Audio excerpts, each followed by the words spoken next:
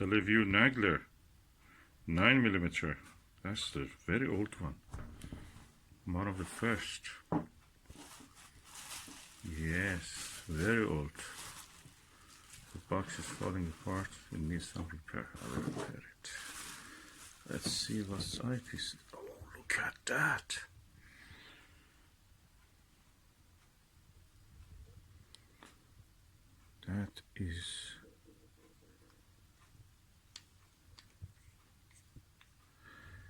That is a Japanese one, NJ one, original. With so all of it is metal, nothing plastic. Not just plastic or anything rubbish. It's made of metal. 9mm. That's probably one of the heaviest 9mm I've ever seen. Okay.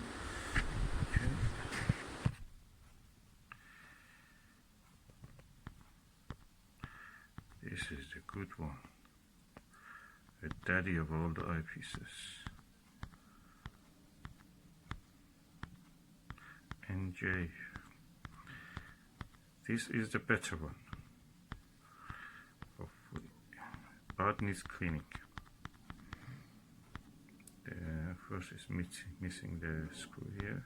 It's not being used anyway. They are not in use much.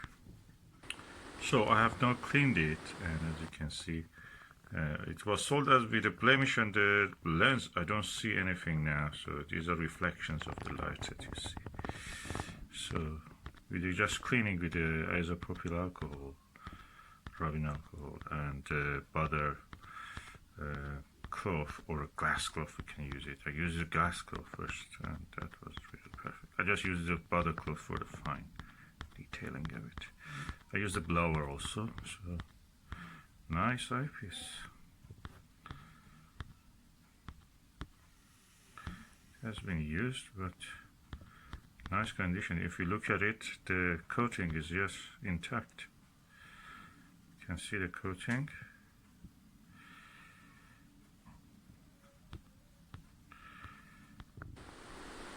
This is Televue Nagler 9mm eyepiece, NJ version original, tape 1 you can call it.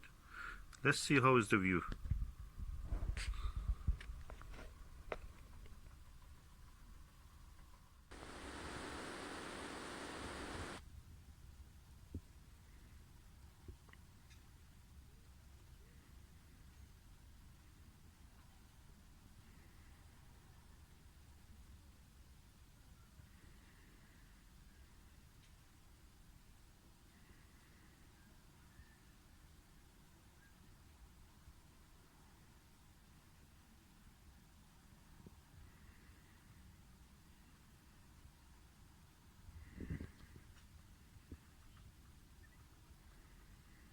I must say this is one of the clearest views of these fruits I've seen so far with any eyepiece. Okay, that was the view through the Televue Nagler 9mm original or NG version. The telescope I'm using is the Skywatcher ED80 Pro series. It's a gold version, a very reliable telescope. And the view was you were seeing were these fruits, which are 12 to 15 meter away. The thing I want to mention is that with this telescope, when I used the 2-inch version, at this distance, a very close distance, it was difficult to get to focus. So I had to use the 1.25 inch. 2-inch one was a little bit too close for this distance. I don't think there will be any problem when I'm using it on the sky, because the sky is at infinity. So when you look at the lens is slightly recessed, the top field lens, slightly recessed, so there is no chance that your eyelashes will hit it easily. So nice experience on that, nice detail. This is one of the most desirable ones because it's full metal. Okay, now I've found a cap for this, and a bottom cap and a top cap, and as much as I could I've repaired also the box, so the eyepiece can go into the box. I will add later some padding also, but that's at the moment, that's all. Nice eyepiece, nice box, nice caps.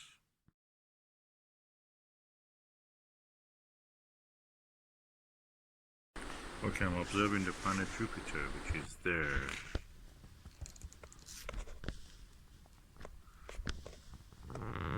With this Skywatcher Star Travel 102 millimeter refractor.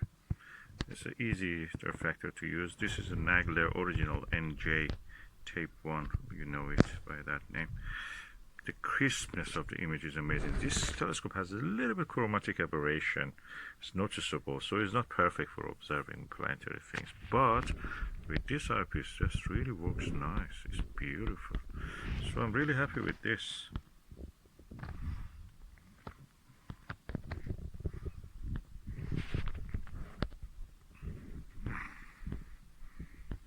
Works really good. And it takes a long time for the planet or any target in the field of view to move out of the field of view, so you don't need much nudging. 82 degrees field of view, amazing.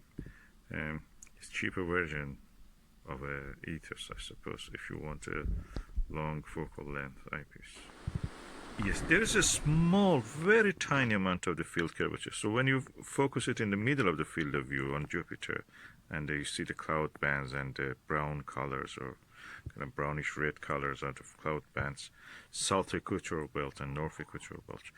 You notice when they drift toward the edge of the field of view, they a little bit go out of focus, tiny bit. So you have to adjust it again. So that shows that's a sign of the field curvature.